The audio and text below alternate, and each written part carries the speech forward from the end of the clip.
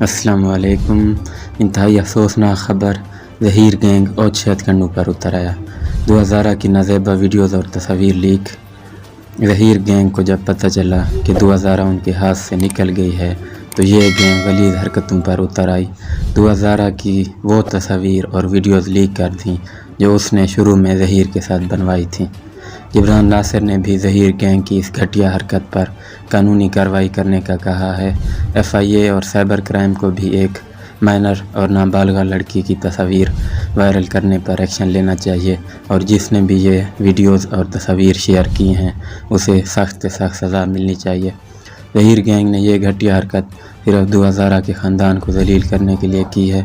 اس گھٹیا حرکت پر پوری عوام کو متحد ہو کر اس کی مذمت کرنی چاہیے تاکہ دوبارہ کوئی کسی کی معصوم بچی کو اس طرح سے بدنام نہ کر سکے۔